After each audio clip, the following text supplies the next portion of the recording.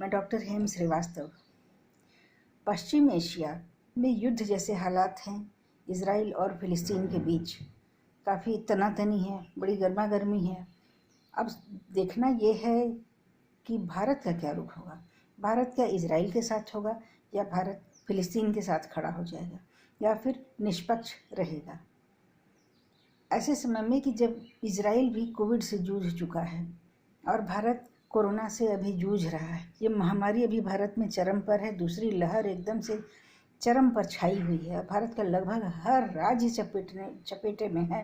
तो क्या भारत के लिए यह संभव है कि वो किसी तीसरी समस्या या अंतर्राष्ट्रीय समस्या की ओर आंख उठाकर देखे, या फिर उसके संबंध में कोई विचार करे, अपनी कोई पॉलिसी बनाए? क्या भारत ऐसा कर सकता है? देखिए, अंतर्राष्ट्रीय समस्या तो अंतर्राष्ट्रीय है, उसका प्रभाव तो घर के अंदर पड़ना ही पड़ना है। आप बाहर की समस्याओं से आप कट कर नहीं रह सकते, क्योंकि आज जो भारत में समस्या है वो कभी ना कभी किसी समय इतिहास के किसी कालखंड में वो बाहर से आए हुए लोगों से संबंधित है। और भारत में भी माइग्रेशन और इमाइग्रेशन का पुराना इतिहास है। तो इसलिए आज जो बाहर घट रहा है वेस्ट एशिया में, तो कल को भारत इसे अछूता रहेगा यह नहीं कहा जा सकता। यद्यपि भारत कोरोना से बहुत बुरे तरीके से जूझ रहा है, फिर भी वो बाहर की समस्याओं से आँख बंद करके नहीं रह सकता। तो और इजराइल से उसके बहुत घनिष्ठ संबंध पुरानी सरकारों के समय, कांग्रेसी सरकारों के समय नहीं रहे, बल्कि फिलिस्तीन के ही करीब भारत की नीतियां दिखाई देती रहीं। भारत की नीतियां फिलिस्तीन के इर्द गिर्द घूमती रहीं, और यासिर अराफात से भारत के कैसे संबंध थे, भारत के शीर्ष नेतृत्व के कैसे संबंध थे, ये भी हम जानते हैं। और भारत के माध्यम से यासिर अराफात को कितने पुरस्कारों से नवाजा गया, ये बीते हुए कालखंड की बात है। लेकिन जब से नई सरकार सत्ता में आई है, ये भाजपा की सरकार जब से केंद्र में आई है, 6-7 साल से इजराइल के प्रति रुख में परिवर्तन हुआ।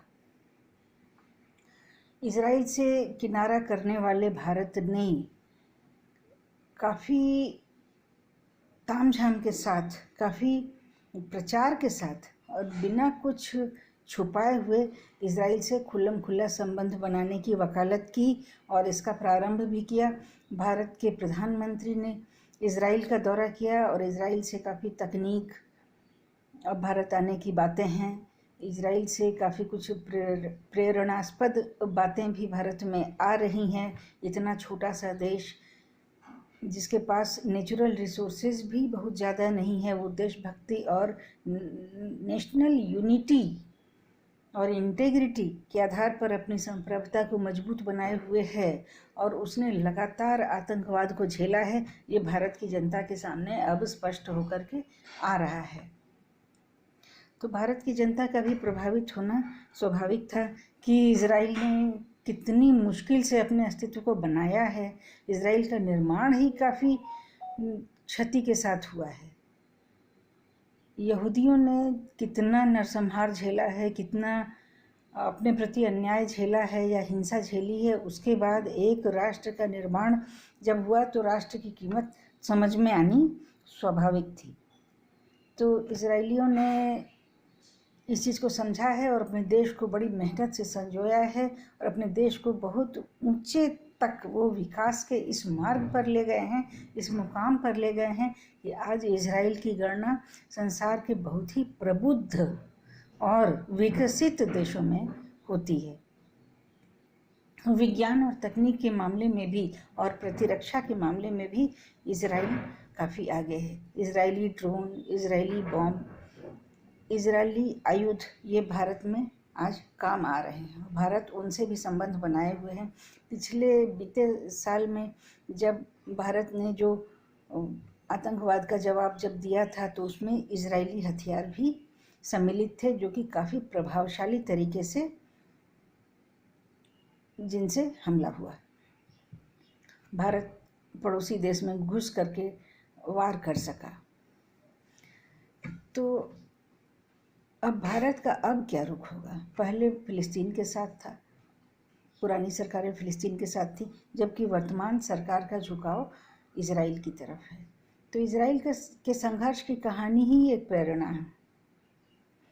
और जिस तरह से वहाँ राष्ट्रीयता की भावना है और लोग अपने देश को बचाने के लिए, अपने देश की प्रतिरक्षा में सारा देश एक है, सत्ता पक्ष और विपक्ष एक है। और फिलिस्तीन पर जिस तरह से हमले का जवाब दिया जा रहा है, फिलिस्तीन ने जिस तरह से उस पर हमला किया और उसका जवाब जिस तरह से दिया जा रहा है, यह देख करके लगता है कि युद्ध बहुत आगे तक जाएगा। इजरायली सुप्रीमो ने ऐसा कह भी दिया है कि यह युद्ध आगे जाएगा और हम पीछे हटने वाले नहीं हैं, और हम निर्णायक लड़ाई हम लड़ रहे हैं और रोज़ रोज़ के आतंकवाद से हम नहीं जूझेंगे, ऐसा उन्होंने स्पष्ट किया है। तो भारत के साथ भी कमोबेश यही स्थिति है। भारत भी आतंकवाद से जूझ रहा है, दोनों स्तर पर, आंतरिक और बाह्य, दोनों स्तरों पर आतंकवाद से जूझते हुए भारत का क्या रवैया होना चाहिए। तो भारत इस मामले में अपनी नीति कुछ निर्धारित करेगा, ऐसा आने वाले समय में लगता है कि वो कम से कम वो इजराइल के विरुद्ध नहीं जाएगा। और यहाँ पर फिलिस्तीन आक्रांता है, यह भी भारत समझ रहा है।